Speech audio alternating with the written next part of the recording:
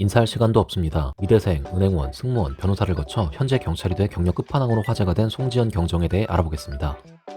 대기업 협력회사를 경영하는 아버지와 미술을 전공한 어머니 사이에서 태어나 부모님이 세상 풍파 겪지 말고 좋은 것만 보고 살았으면 좋겠다며 4살 때부터 미술을 가르쳤다고 합니다. 특수목적 사립예술중학교인 예원학교를 거쳐 서울예고, 이화여대 조형예술학부 서양학과에 입학 후 2학년 때 동양화의 매력을 느껴 동양학과로 전과 후 졸업을 합니다. 방송에서 말한 HSBC 은행 지원 동기는 미술을 전공했기에 외국계 기업만 지원이 가능했다였는데 사실 이때 어머니가 HSBC 은행 채용 공고가 실린 신문을 오려서 책상에 올려두고 지원을 권했다고 합니다. 면접 당시 미술을 전공했는데 왜 은행에 왔냐는 질문에 자본주의 사회에 살고 있으니 자본의 흐름에 대해 알고 싶고 돈을 벌어서 경제적으로 독립하고 싶다고 솔직하게 답변했고 이 솔직함이 면접관들에게 어필됐다고 합니다. 미대 입시, 은행원, 사법고시까지 한 큐에 패스한 스펙 끝판왕치고 의외로 승무원 지원에서는 2번이나 떨어졌다고 합니다. 은행원 지원 때와 마찬가지로 전공 제한이 없는 외국 항공사의 승무원으로 지원하기로 하고 중국 동바항공과 말레이시아 항공에 지원했지만 2곳 모두 떨어졌다고 합니다. 떨어진 이유로는 다른 지원자들이 모두 흰색 블라우스에 까만 치마, 똥머리를 한 흔히 우리 머릿속에 있는 스튜어디스의 모습을 하고 면접을 봤는데 송지연 경정은 흰색 A라인 원피스에 긴 생머리 차림으로 면접을 받고 이런 모습이 면접관들에게 진지하지 않아 보였고 금방 그만둘 것 같아서 채용하지 않았다고 합니다.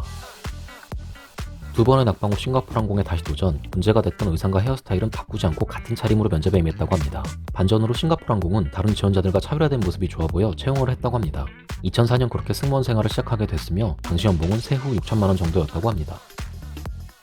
1초만 도와주세요. 앞서 회사를 경영하는 사업가 아버지를 두어서 쉽게 무언가를 그만두고 새로운 것에 도전한 것 같기도 하지만 송지연 경정의 언론 인터뷰에 따르면 대학원 1학기 때 아버지가 계속 후원을 해주셨다면 아직까지도 그림을 그리고 있었을 것이며 그렇지 않았기에 지금의 도전들이 있었다고 밝혔습니다. 또한 승무원 시절 다음 도전을 위해 면세점의 유혹을 뿌리치며 5천만 원을 모아두었고 이 돈으로 3년간의 사법고시 준비 자금을 충당했다고 합니다. 고시 준비를 하면서 그간의 경험들이 모두 도움이 되었다고 합니다. 감정적 스트레스를 받던 은행원 시절보다 육체적 고단함이 있던 승무원 시절보다 책상에 앉아 커피 마시며 공부할 수 있던 고시생 시절이 소중했다고 합니다.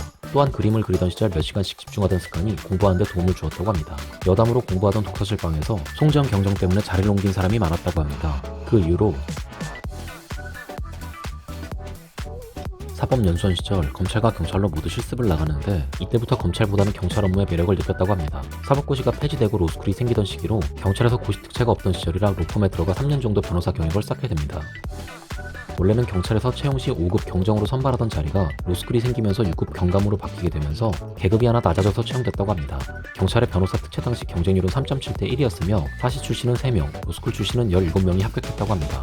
면접 당시 대부분 면접관들이 오래 못 버틴다, 경찰의 이미지와 어울리지 않는다는 이유로 논란이 있었는데 면접을 총괄했던 당시 전 서울청장이 자유롭고 열린 사람이 조직에 들어와야 한다며 채용을 강력히 주장했다고 합니다. 현타 오네.